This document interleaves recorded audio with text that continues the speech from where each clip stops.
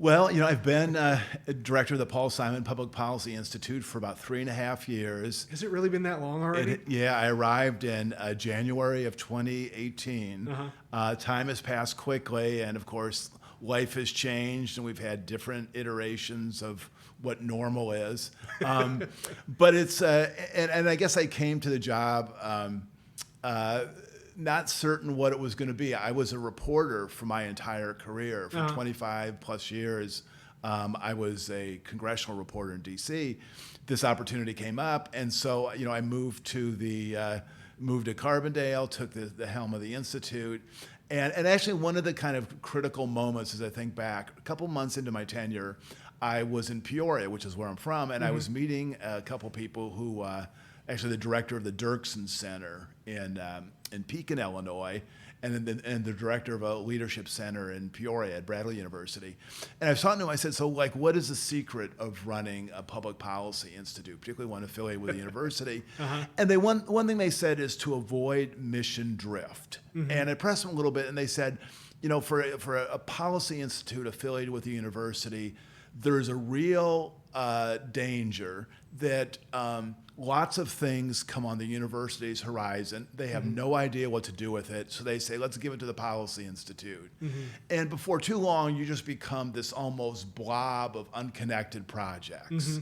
And you can run off in a million different directions and get confused and not really have much influence in any realm. So the thing that these gentlemen told me, and I think has really proved true for me, is when you have a relatively small staff, you need to have a basic agenda which you understand, which you focus on.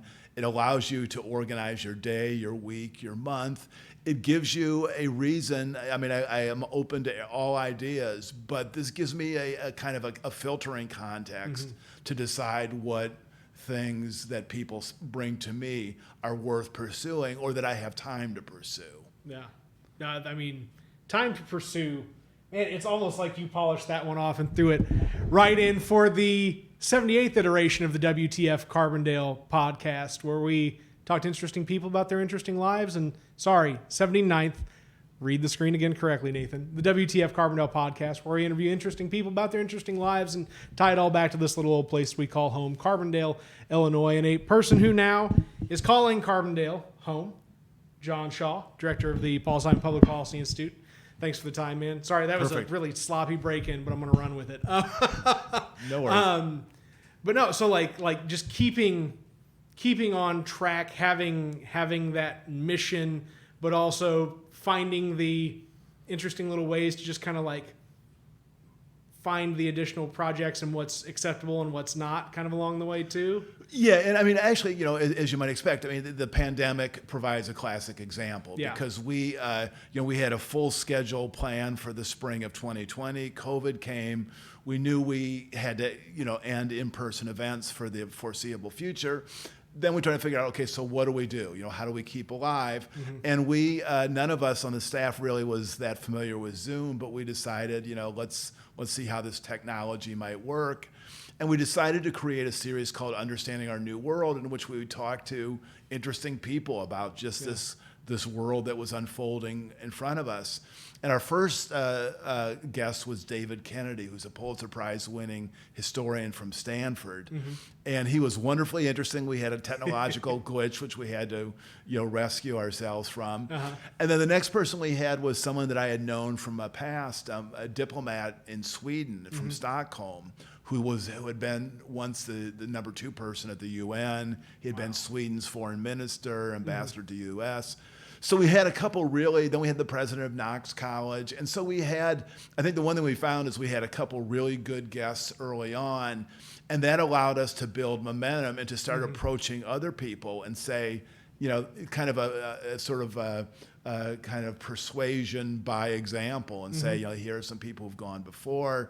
So, and just in the first couple of months of the program, we had a gentleman by the name of Bill Burns, who was then the president of the Carnegie Institute of International Peace, who's now the director of the CIA. Holy crap. We had Pete Buttigieg, who was then a professor at Notre Dame, who's now Secretary of Transportation. We had one of our, relatively early in the program, we had somewhat of a backbencher by the name of Chris Welch, who's now the Speaker of the Illinois House. Yep. And then we've just kind of gone to town, and we had Mary Robinson, the former president of Ireland, who's one of the most respected leaders in the world. We had Leon Panetta. So this is an example where I can't say that we had mapped out this Zoom world, but we knew we had to do something. We knew we had to pivot, and then we kind of went with it, and it has been a success, and it's really brought a lot of interesting new voices to the Institute. A number of our friends and donors have sent me notes saying, this series helped them get through the pandemic because it's allowed them to see and meet interesting people. Well, and it's so cool the way that you describe this, right? Is very much a model that works at scale, because this project that we're in the midst of talking through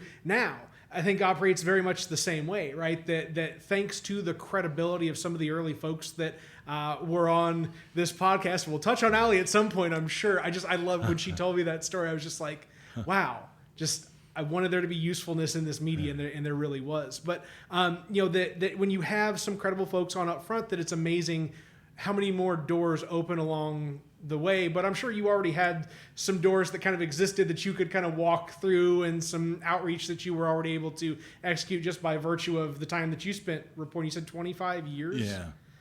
Wow. Yeah, no, so I had some contacts that I could draw on, and that was really helpful. But then also, as I say, once you've built up kind of a base of success, it allows you to reach out to people and to have folks take a look at you that might not otherwise. I mean, for example, we had a great show with the president of the Brookings, General John Allen, who's a 4-star general. And I mean, I think what happened is, initially they said, well, okay, we'll think about it. And then we sent them our roster of speakers. And they got back to us pretty quickly and said, we'll be glad to do it. So it's one of those things that I think people like to be, are willing to invest time in a successful enterprise. I mean, the other thing too is, I take these interviews really seriously, and I was a reporter for many years. And the one thing I've learned is that, even sometimes when you're interviewing people and they're not sure really why they're doing it, they're not sure how much energy to commit. I have found that if you can signal early in the interview that you've really done your homework, and that you can ask a question or two that isn't obvious, maybe that draws on something obscure they've written or something. And I'll give you a classic example. We had an interview with Pete Buttigieg. And he's written this wonderful memoir, and he has this delightful chapter about his ill-fated attempt to be the treasurer of Indiana. And it's this really, really funny, ironic, self-deprecating chapter on running for treasurer. And then he started out this chapter by saying, okay, I admit it, I did not grow up in Indiana dreaming of one day becoming treasurer of the state. There were some circumstances. So, but in any case, early in that interview, I started asking about that, and I could tell him thinking that this was not where he expected it to go. And the fact that they had read his book carefully, and I had a couple funny quotes from that. I mean, I felt the dynamic shift in which he was like, okay, this guy has shown up and has done his work, and I'm willing to put some energy into this interview. So that's one of the things that's been reinforced in this project. I'm really taken aback by this, John, because this isn't where I expected to jump off into the waters on and feel like just a particular level of camaraderie around that concept because of what you've been doing and what we're doing here now. Just because it's cool to have your work validated a little bit by listening to somebody talk about something at a grander scale that I can't even comprehend at this moment right now, just with local people in place. But again, it's the same execution, it's the same functionality. Bring something to the table that's not just the same milk toast whatever for folks. Like, give them a reason to want to be there and to talk to you. Yeah. And actually, I learned this when I was a reporter in D.C. I had an interview with this guy who was head of a big NGO. And his name is Gareth Evans. He had been Australia's foreign minister, and I went into this interview, and I could as soon as it began, I could tell that his head was, why am I doing this? What's going on? I mean, and he had this ridiculously packed schedule, and someone had put this into his schedule, and I could see him just sort of thinking, why am I doing this? And I had remembered in something I had read that he had talked about 2 or 3 of his all-time favorite books, and they were sort of obscure books. And there was some little opening where I was able to say, but I remember you said that like this book that William Shawcross wrote on Henry Kissinger was your all-time favorite book. And I could see the whole interview turn on that moment. It was this sort of sense like, how does he know that? Yeah. And I think really at whatever level you engage people, when you have done the homework and know about their history and their background, they feel like you have invested in the interview, that you've taken time to learn who they are.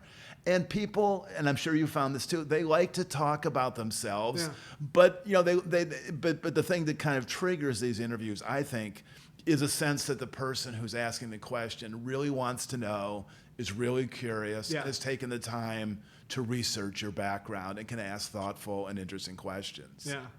Well, and I will say that I'm not phenomenal in the research aspect on it, but there's a different, or I guess I should say, the point of entry for me on that research, I guess is a better way to frame it, is the lived-in aspect of interviewing people in place versus kind of where you're at on, you can, because of the profile of the folks that you engage with, right, that there is something out there for you to go grab and consume about them, and then turn that into that interesting interaction. Because I would imagine that a lot of these folks put out so much in the public eye that whatever they put out 5, 10, 15, heck, years ago, let alone 2 years ago, right, may just be a fleeting memory. And then when you jog that for them, they go, oh, wow, whoa, huh? Yeah. Well, I mean, even in a recent example, we had a wonderful mayor interview with Mayor Stevens, Will Stevens. And the thing is, and I had read about him a lot and was familiar with his background and all, but I spent the time, I was on the Murfreesboro's website, and I saw that they had this strategic plan that they had published a couple years earlier, and it was like 90 pages or so. And I printed it out and I read it pretty carefully. Not every word, but most of it. And so, and there was just, how they did it, how they conducted the survey, the comments.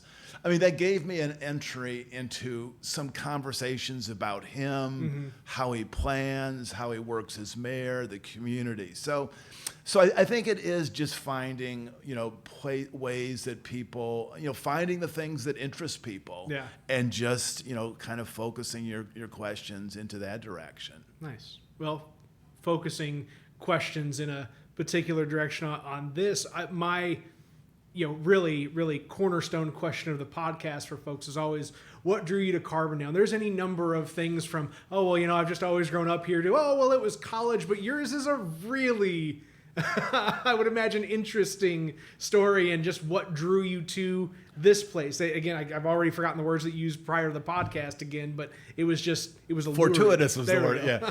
Well, so, I'm from Peoria, so I grew up I'm an Illinoisan. I grew up in Peoria. I went to college in Galesburg, Knox College. My first couple of jobs were in Springfield. Then I traveled overseas and went to Washington.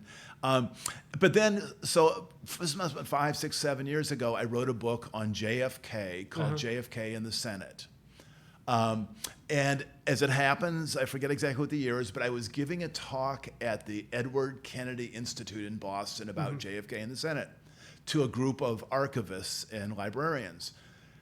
As it turned out, Walter Ray, who works at the Morris Library on campus at SIU, was in the audience, and I was introduced from Peoria, so he came up to me afterwards and said, hey, I'm from Carbondale, work at SIU. So we had a nice chat. Yeah. Then that night at the people from the conference, we're in Boston, went out to dinner. My wife Mindy joined us. So Walter and Mindy and I walked to the restaurant, and we're talking and telling Illinois stories and that sort of thing. So Walter and I exchanged emails, and exchanged, great to meet you type of emails. And then sort of out of the blue, must have been 6 months later, he sent a short note, said, the Paul Simon Public Policy Institute is looking for a new director. Yeah. And I'm like, okay. And I knew a bit of I had covered Paul Simon as a reporter. I knew of the Institute. But I had been a reporter, and I had never really, I had not directed a public policy institute. So my first instinct was, very interesting, but I don't think this is quite right. Yeah. So I sent that note, and then he followed it back, and he said, I think you really ought to take a look at it. And I said, okay, let me think about it. And then he said, I'm about ready to nominate you. So I said, okay.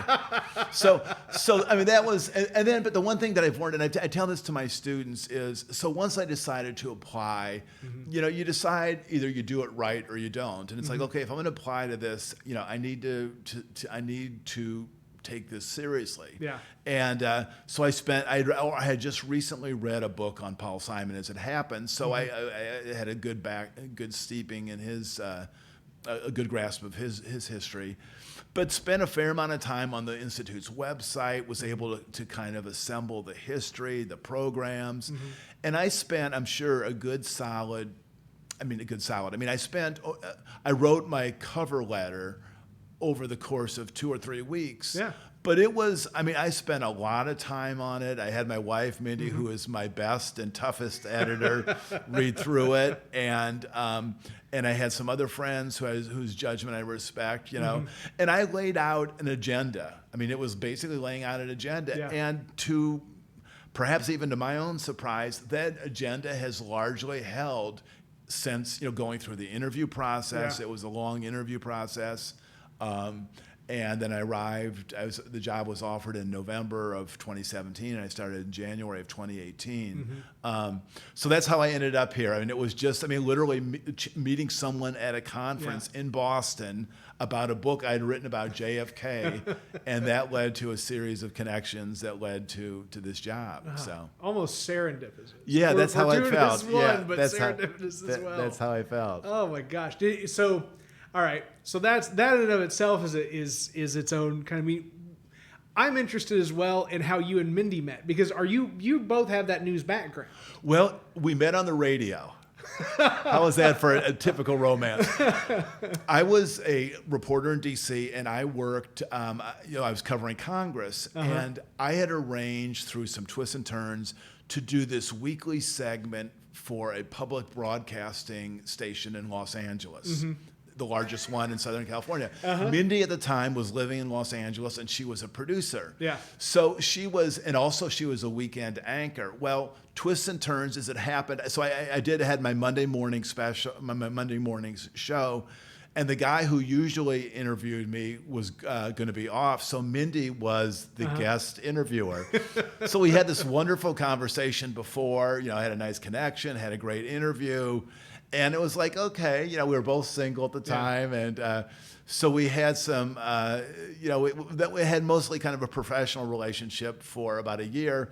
Then just fortuitously, I was in Los Angeles and met her at a party. Yeah. And like we had talked on the radio, and we had emails, but we never actually had met. So then that began a 1.5 year long distance courtship, and then she moved to Washington. Wow. So yeah, we joked that we met on the radio. So. That's different than so many other folks' lives of meeting online these days. That's right. We went analog in the whole thing. That's right. Yeah. That's quite a jump too. Had Mindy, before coming here, you obviously growing up in Peoria had some context of what a cornfield felt like to drive through, right? Well, so Mindy, before moving here, she was born in Los Angeles. She grew up in Philadelphia. She lived in New York City for a decade. Yeah.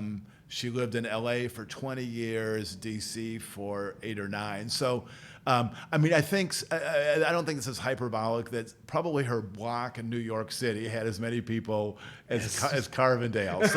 So and frankly, that was, as we contemplated this move, that was the one major issue. It's like, because she's always been big city person, very urban. But, her view was this is a great opportunity. And she knows more people in Carbondale than I do. I mean, Right. she's very outgoing. She has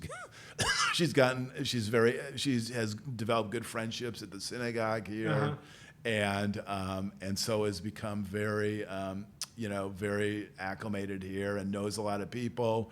She's a big theater person, so she continues to struggle now because of COVID, but there's a good theater community in St. Louis. She's done some there. She's made some theater contacts in Chicago.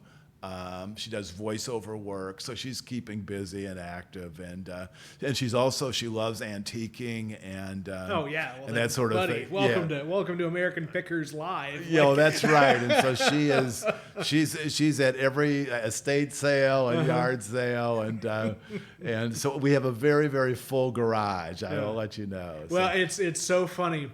I've got my friend Justin Zerlanden. Minnie knows Justin well. I remember it was a story from when you guys first moved to town, and it was like you tried to pick something up that you didn't quite have the right vehicle for, and had to like make a run back to and fro from somewhere. So Minnie made some fairly major acquisitions, and she was out of town, so I had to go pick it up. And I remember it was like a snowy day, and it was at a house that was kind of back on a lot, and there was a lot of traffic and mud, and it was among the more complex. And there was a lot more to pick up than I had realized, so I had to do multiple trips, and it was and of course, as it happened, she was out of town, so I was the unskilled labor for that enterprise. So that's a good early acclamation to. That's right. That's your welcome to Carbondale. But again, that also is because Justin was just amazingly gracious and kind, and I mean he could see all the, things had kind of were more complicated logistically than I think he anticipated for this particular thing, but he handled it well. He treated people respectfully and kindly, and we got through it. So that was sort of an example of how I think just sort of the Carbondale spirit of let's get this work, let's make it work, let's make it happen. It's an interesting origin story even on that end. I first met Justin. I would have been college. Because oh no, why do I do this? I'm awful about this, the phone and not being off during the interviews. This is the second time in like the past 7 days, John. Shame on me, and I apologize. So Justin had a spot kind of down by Harbaugh's, and it was called Vintage Soul. It was like part coffee shop, part used furniture store, and like that is Justin's origin story. One day he'll be the next whoever that runs property in a big way around town or Southern Illinois or what have you. But like origin story is just a little old coffee shop used furniture place, and it's funny how people grow from wherever they come from.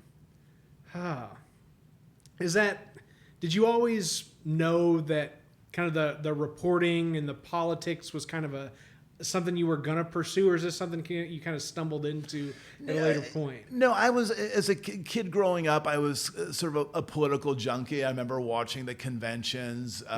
My dad was an engineer from Caterpillar, but had a lot of interest in history, so we had a lot of books around the house, and so history and political science was always my main interest.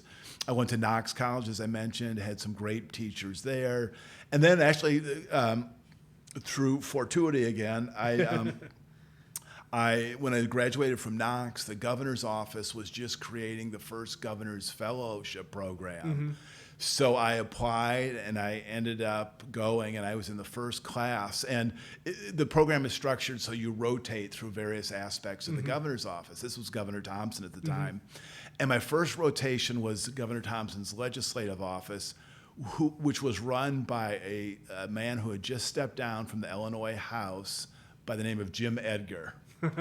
And he was Governor Thompson's legislative director. So he was my boss. And then The first day, so let's go out to lunch. So we went out to lunch, and he had studied history at Eastern Illinois, and I'd studied political science at Knox. So we'd had a really interesting conversation. And I remember that night I told my friends, "This Jim Edgar, he's going places," and they're like, "Okay, that's pretty well known." So and then to fast forward, I worked with him a little bit, and then I left Springfield and went to D.C. and followed his career from a distance. But since coming back, the Institute has connected with him on a couple big projects, including an award, the Simon Edgar Award on leadership, that we are going to be announcing the winner in a week or so. Oh, wow. Yeah, so I've been able to work again with him and have enjoyed that. Has this tied real well into your overarching goals that you had coming into this, really acknowledging what, and you're the word that you and the Institute uses so often is statesmanship. Right. Right. I mean, was that really the underpinning of what you were pursuing when you came in the door here? Yeah. I mean, that was, as I look back on the letter that I wrote, that was sort of the theme, because I think to me, statesmanship brings together a lot of pieces. I think it brings together, leadership and vision. I think it brings together compassion and civility, which was a real hallmark of Paul Simon. And I think that the politics of today is in desperate need of this quality of statesmanship. And the point that Governor Edgar and I make about just this award and statesmanship more generally, it's not perfection. We don't ask we don't expect or demand that public officials be perfect. Yeah. But to me, kind of a working definition of statesmanship is, when a politician or a person faces an issue, is the first question they ask themselves, what is in the public interest? Yeah. They're human beings. They're, of course, going to say, what is in my personal interest? What is my party's interest? But is the first question they say, what is in the public interest? And I'll give you an example. One of the first books I wrote was on Senator Richard Lugar from Indiana, conservative Republican from Indiana. And the book was called Statesman of the Senate, and I spent a couple years following Senator Lugar around. And I don't know that I agree with him on every issue, but I really believe that the first question he asked himself on any issue is, what's in the public interest? Yeah. And it led him to do things like challenge Ronald Reagan, his Republican president, on sanctions in South Africa. And 20 years later, it led him to work with Barack Obama, a Democratic president, on an arms deal with Russia. I mean, his overriding concern is what was in the public interest. And I think that's what I think is so critical, to bring that back to public life. And it's a dangerous way to conduct a career. I mean, there are risks to it. You can break from your base. You can anger your constituents. But as we say, much better to have a short career characterized by that than a long career characterized by putting your finger to the wind and just trying to figure out what it takes to survive the next election. So for me, that's a quality that I think is really important. And I mean, one of the really fun things that have happened to me this year, I taught a class at SIU, the honors program, called Restoring American Statesmanship. And just introducing the students to people like Eleanor Roosevelt, Abraham Lincoln, of course, George Marshall, Dwight Eisenhower, Martin Luther King, and just Richard Lugar, Lee Hamilton.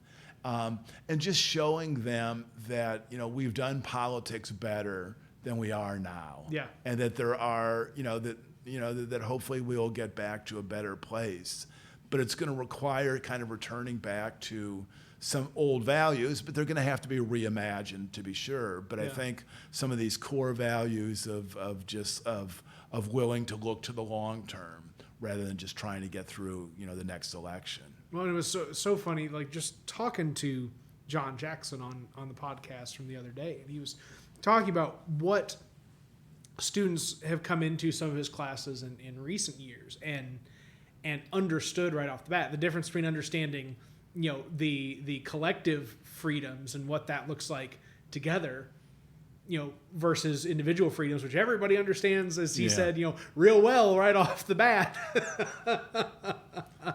And just the break from those two things. And so I hope some of the students that you've been able to introduce these folks to have kind of gotten more of the we and less of the me in politics. Absolutely. And actually for the one of the final projects was for them to write a memo to President Biden saying what he could do to restore statesmanship in the United States. And there were some terrific memos that were drafted, and I sent them all to the White House. I haven't heard back. I'm going to stay with it. But I think it was just even the exercise for the students to think through about, okay, what are the challenges that President Biden faces? And as it happened, the class began on Inauguration Day, 2021. That was the first day of the class.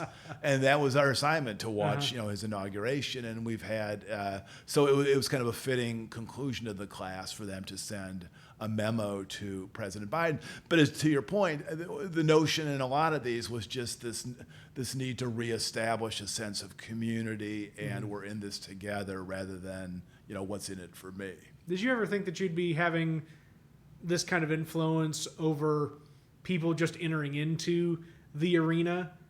Would this have ever crossed your mind before? No, not really. And that's one of the things that when I thought about this job is that, as a reporter, it's a fun job, working in the Capitol every day. It's amazing. I had a desk in the Senate Press Gallery, and, you're walking down the hall and here's Barack Obama or John McCain or Ted Kennedy.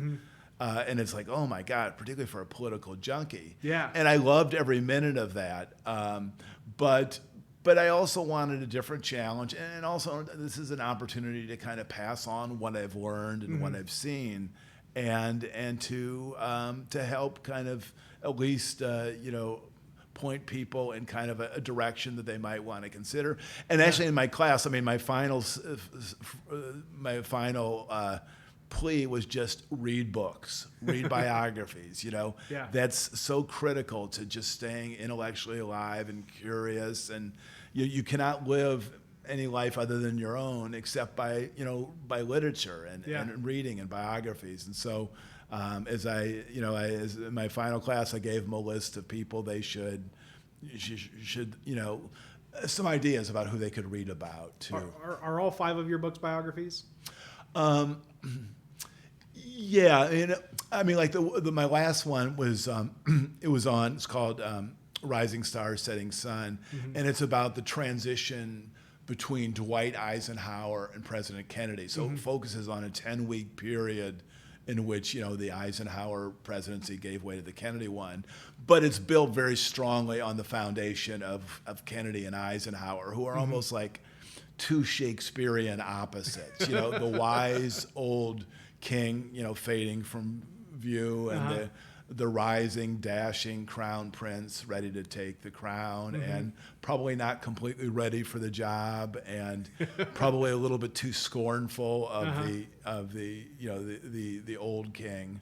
But yeah, I guess that's the thing that interests me a lot is biography and trying to understand people and to observe people. And as I tell my students, this is sort of how it's kind of life's instruction manual when you read biographies, because we all face many of the same challenges in terms of personal life and careers and so forth, and we all come to forks in the road, and to just see how other people even thought about which path to take is really instructive, I think. Is there's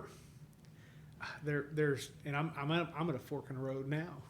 John, like looking at this going, okay, there's multiple different ways, and I'm really interested in carrying this. One of them being the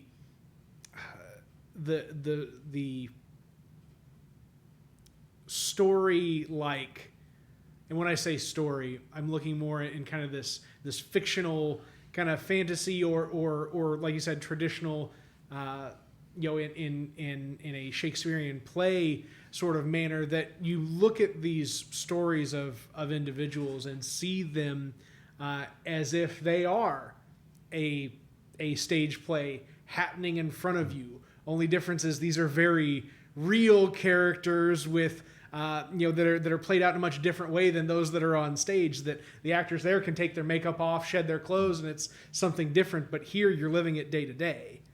Well, we had one of our most recent Zoom events was with this amazing writer, a woman by the name of Candace Millard, who's written, I think you might even call them sort of action biographies. I mean, her first book was about Teddy Roosevelt as a former president taking this trip down an uncharted tributary of the Amazon and almost died, and was in this expedition where there was near cannibalism and, illness and death and everything. And she's written another book on James Garfield and this an amazing person he was that was, tragically, killed just before, shortly after he became president. But her most recent book was, to the point of kind of life's drama, was about Winston Churchill, but picks him up as 24. He is trying to find his way in the world. He goes to South Africa to the Boer War to cover the Boer War as a war correspondent, is captured, is a POW, then escapes and has this amazing, 200 or 300 mile trip across, the Boer part of South Africa trying to escape.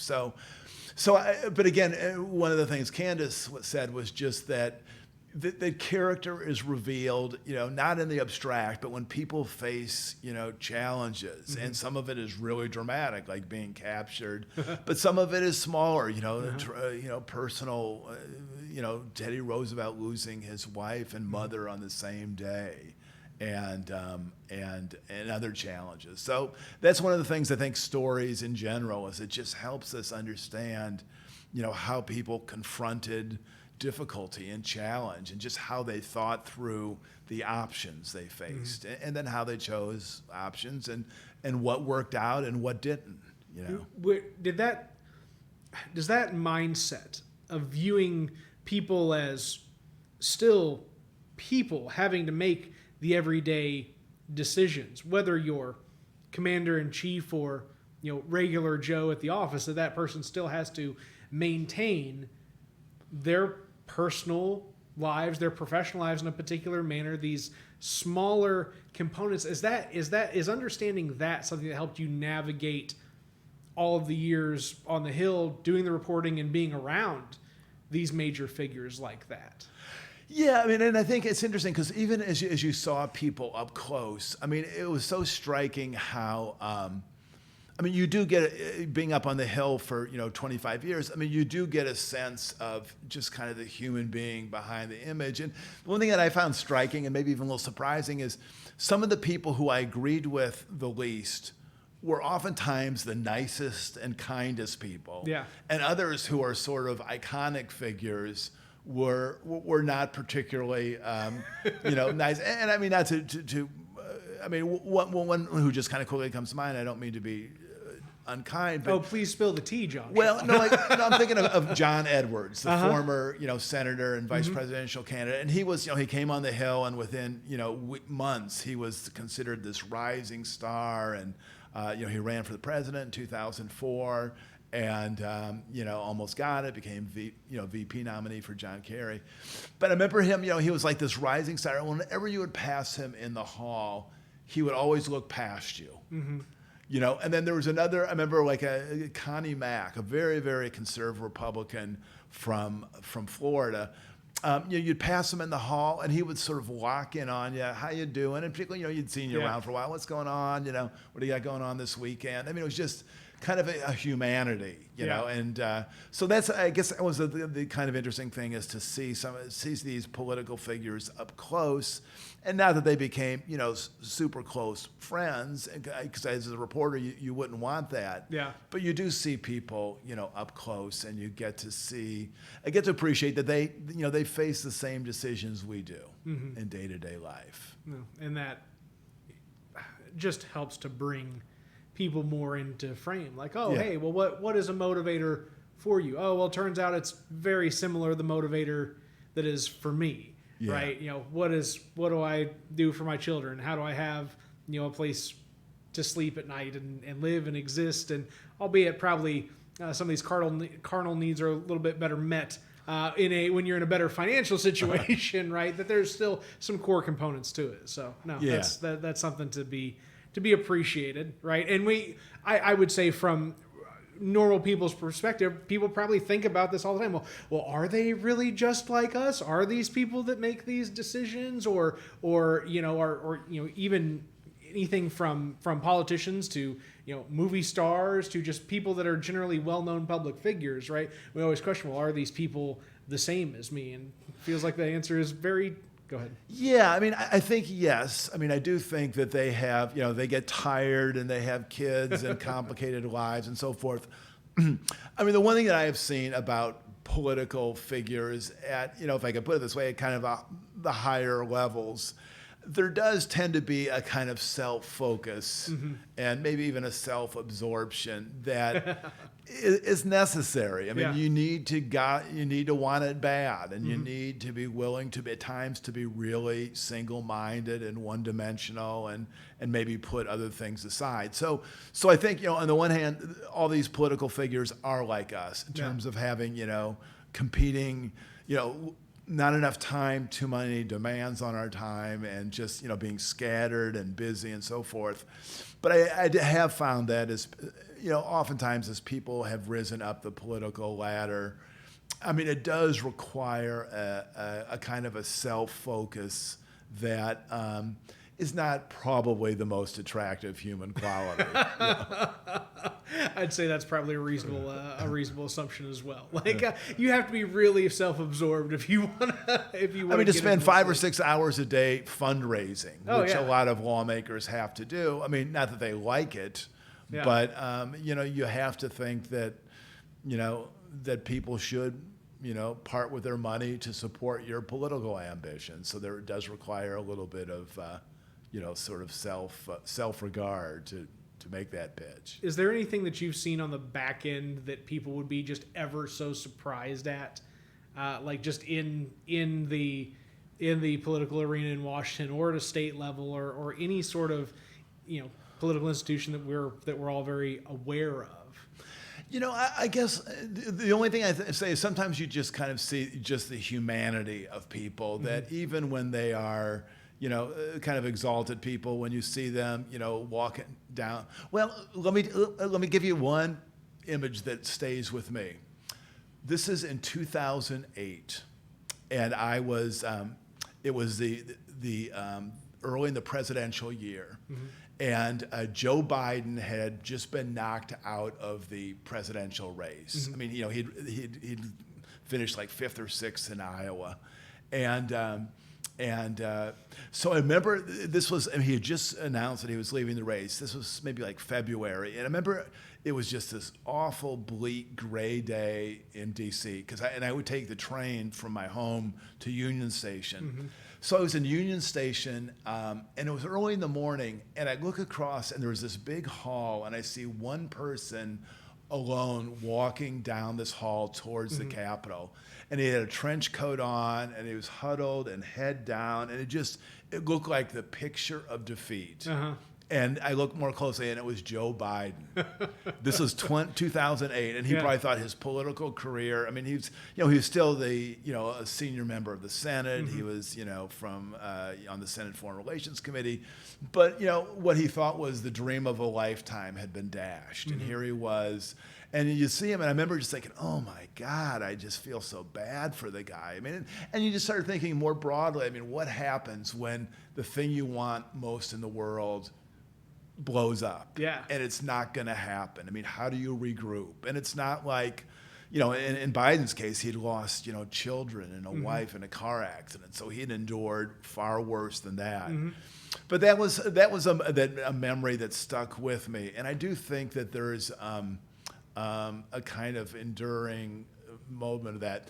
Could I just segue to actually another Joe Biden? This is my favorite Joe Biden story. So I was writing this book on Senator Lugar, and Lugar and Biden sat on the Senate Foreign Relations Committee for 30 years together. And so Senator Lugar was this wonderful man. He was not very, I mean, he's like a lot of Midwestern men of his generation where he really couldn't brag on himself and he couldn't really talk very much about himself. So, I tried lots of different ways to get him to talk. And I mean, he was cooperative as he could be, but it was clear that I needed to talk to other people. So, and I talked to, Senator Hagel and, Senator Lugar's wife and staffers and all. But I thought it'd be really helpful to have an interview with Joe Biden, who was then the vice president. So I reached out to the vice president's office and I said, any chance I could get an interview with Vice President Biden about Senator Lugar. And they checked, they clearly checked with the Lugar people to see if I was a legitimate reporter or what was going on. But word came down that, okay, yeah, Shaw's working on this book and we trust him and he's going to do a fair job. So the Biden people came back to me and they said, well, you can either do a phone interview in 2 weeks for 15 minutes or wait like 6 weeks and do a in-person interview. And I had enough interaction with then Senator Biden that I knew that it was much, much better to do it in person.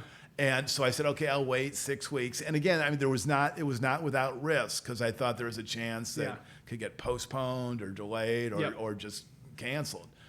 So in any case, I go to the interview and it was funny because my name was on the roster, and Biden, the name didn't mean anything, but when I came in, he recognized me from my years on the Hill, and he's like, "Hey, how you doing, man?" And he gives me this bro hug. So this is 2011, I think it is, and so he's vice president of the United States. I'm going to his office, so he's like, "Hey, let me show you around the office," and he's showing me, well, this is my private study, and this is this is where I do my work. And now I should add, I had been told by his press person, 15 minutes and you're out. Yeah, I will throw you out, is what she said.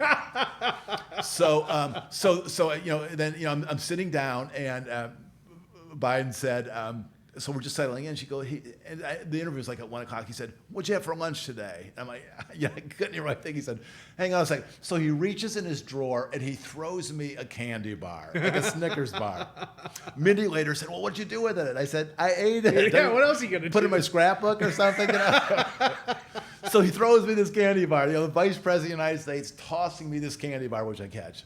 And then we're sitting down. He says, "Here, let me get you something." So he grabs me this bottle of water and he tosses it to me, and I catch it.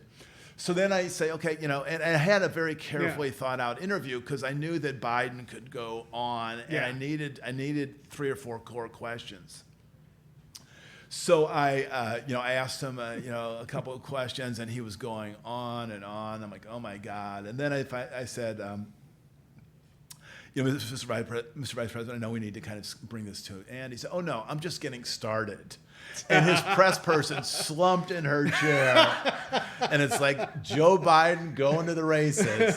And he was and he had prepared notes on this, so he was really prepared.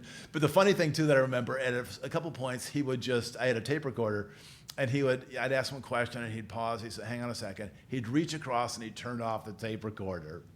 So one time in particular, I said, "Well, tell me about Senator Lugar's relationship with Mitch McConnell." And he looks at me, and he reaches across, and he turns off the tape recorder. He says, "Mitch McConnell." And he goes to town on Mitch McConnell.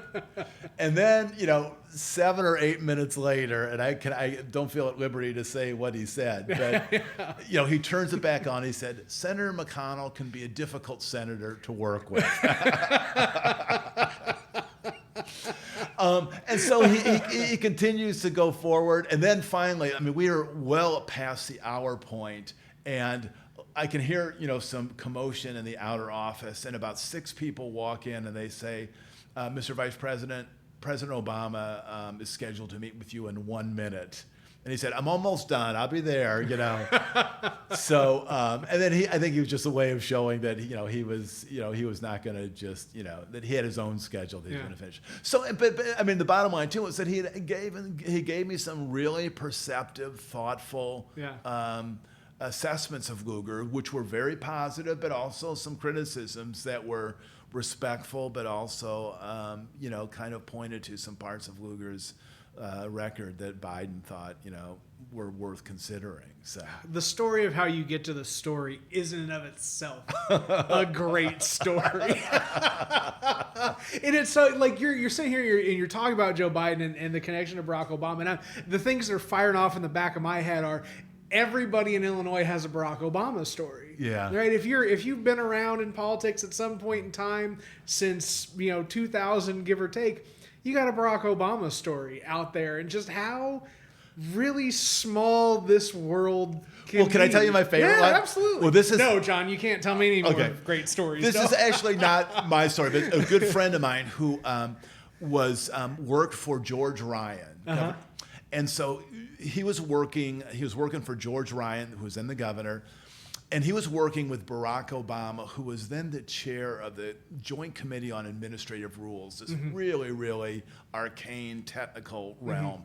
So my buddy, his name is Eric, had been dealing with State Senator Obama for months, assembling this intricate package of rule adjustments. They had reached an agreement, and my friend had to go back to Governor Ryan and make sure that he would sign off on it. And he'd been, briefing him all along, and Ryan said, yeah, let's go.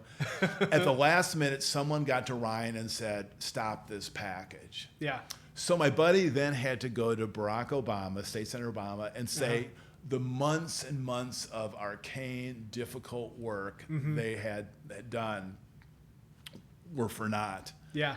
So he says he'll never, he kind of gathered himself and he goes into his office and Obama says, so Eric, are we ready to go? And he said, Senator, I have some bad news. The governor has decided to go in a different direction. And he said Obama looked at him for what seemed a lifetime, just looked him right in the eye and said, really? And Eric, he couldn't throw Ryan under the bus, but he just, he said, yes, the governor's decided to go in another direction. So Obama just took a deep breath and said, okay. And then Eric walks out. 3 years pass. Eric is now a staffer in D.C. Barack Obama is this phenom senator. And there is a hearing of the Senate Foreign Relations Committee, and Eric just happens to go in the room, and he sees Obama off on the side. There's been a break in the action. So he sees Obama. This is like one of the few times he didn't have an entourage or staffers. So he walks up to him and he says, Senator Obama, I want to just reintroduce myself. My name is Eric, and I used to work for Governor Ryan, and we worked together on some things. And he said, Obama looked at him and he said, Eric, when you came in there and told me that Governor Ryan was killing our administrative reform package, I could have killed you. And then he does this, and apparently there's a photograph of him doing this. And he goes, but then he had this big so he says, but I realized you were just the bearer of bad news. Yeah. I wasn't going to take it out on you. But he said, all of a sudden when you came up and told me that, I could see, dozens and dozens of hours of my life, thrown out the window. But to me, that shows a lot of things. One of them is just how even, Barack Obama remembers his time as a state senator in Illinois, but also just the self-control, because many, many people in that realm would have taken Eric's head off. Yeah. And harbored a grudge against him, but he had sort of the emotional discipline to say, okay, this guy's just bringing me bad news, and I got to separate the news from the person who's delivering it. So, well, and it takes, that the other thing that we get too mixed up in, I feel like as a society in this country, is that we look at politics as just the figureheads that exist on television, in the halls, the representatives, the senators, the people that simply are the elected function, and we don't look at the iceberg theory of, there's just a little bit of iceberg on top, but there's so much more underneath it. I'm not using that as a segue to politics at all. I'm using that as a segue to Forefront, because you were talking about how, the work that you do with Forefront is able to be, valuable because there are so many people within the Forefront organization to help you achieve what that organization is looking to do. tying that back around to a story, feeding into what I hope will be some other podcasts here in the near future with the Community Foundation, some of their Southern Illinois leadership stuff. But when Byram and I went up to meet with, gosh, I can't even remember his name now. I remember him. Eric Weiner. Eric Weiner. Yes, thank you. And meeting with Eric and walking in and say, oh, well, you guys are from Southern Illinois. Do you know John Sean? It was just... There it was. Well, I might say what Forefront is, because Forefront is this group that based in Chicago, but it's an Illinois statewide organization that brings together the philanthropic community, the nonprofit community, and so it's this really important and creative organization. And I'm on their board of directors. Yeah. And so and for me, actually, one of the reasons I accepted it is, at the Institute, we have a strong financial base, but, we're constantly trying to expand our context and to continue to raise resources so we can, do our work. Yeah. And so, one of the things as my job as director is to kind of understand better this philanthropic sector in Illinois and try to figure out what programs we have might align with them. And, we talked about statesmanship, and I'm looking for some groups that might want to help fund some statesmanship initiatives, because I think a lot of groups are really, really concerned about just the state of our democracy. And want to fund initiatives that help promote good government, leadership, citizenship, that sort of thing. So that was a segue that we made to Forefront. Nail on the head. I mean, and that's cool just to be able to even to come along all in the same frame, that the interests for you personally, for you professionally, for the organization, institution that you represent, but also getting that out into the broader ether of these massive networks of institutions and individuals, that the moment has kind of met you where you are, luckily enough, in this space. Yeah, I mean, I feel like a lot of the things that I have learned are helpful. And one of the things that I find really, Leon Panetta, we had a Zoom event with Leon Panetta, who has been everything, the White House Chief of Staff and the Secretary of Defense, the head of the CIA, the budget director. And in the interview, I was just sort of, and he was considered a pretty good Secretary of Defense, even though he had no particular background in defense issues. And one of the kind of questions I was asking him is like, how do you do it? How did you do it? Because, the Pentagon has just so overwhelmed people. And he smiled. He said, I have a pretty good BS detector. And so, but then he went on to say just some of the just many of the things from his past that he could bring to bear as he tries to figure out how to lead the Pentagon. And I think that, in a very different context for me, the various things I've learned about, watching politicians, watching political leaders, following politics, reading books, studying history. There's just a lot of things you can learn that you can bring to bear. I mean, I gave this example to my students, is that I was just talking about how studying history can kind of inform our day-to-day decisions. And I gave them this example, which is during and this is going to sound a little off the wall, but I think I can bring it home. During the Cuban Missile Crisis, JFK had got, at a very difficult point in the negotiation, had gotten two contradictory messages from Khrushchev. The first one was very hostile and harsh. The second one was far more conciliatory. And so he got these two different messages, and he's like, what to do? And Kennedy kind of instinctively said, I'm going to seize on the positive one. I'm going to kind of forget I didn't get the negative one, and I'm going to seize on the positive one and then use that as the basis of my next response to Khrushchev. And as I said to my students, I said, this happens to us a lot in life, that you get lots of contradictory signals.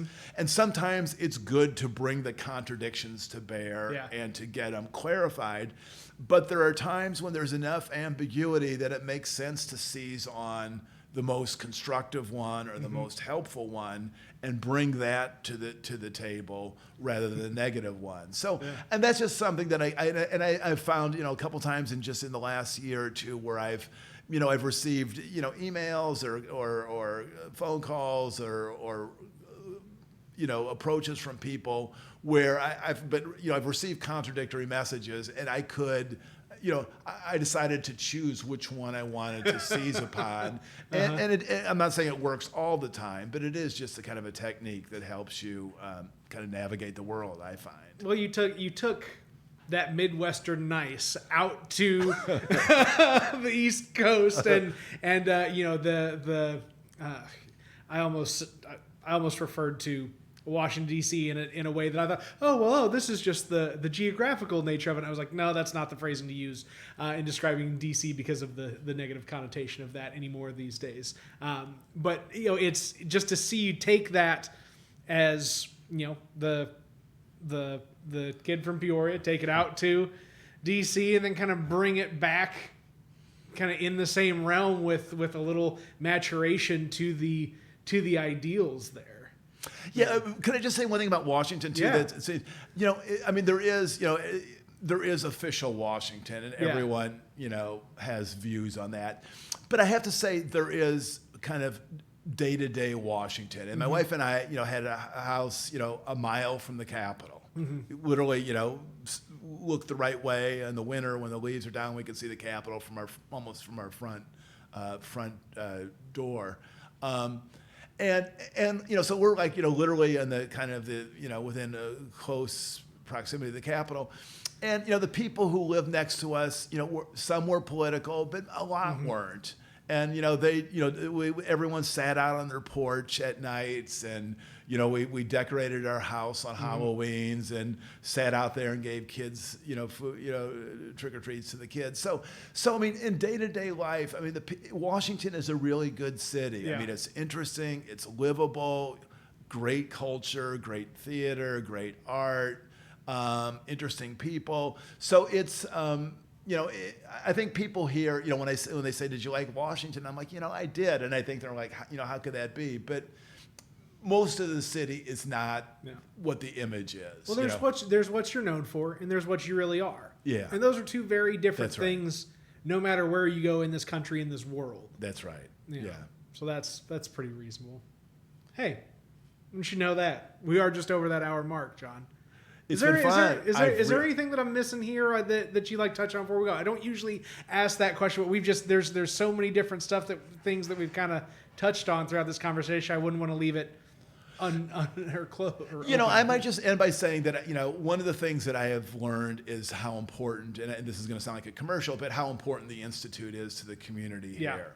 And I know Paul Simon had made a choice when he located the Institute in Carbondale.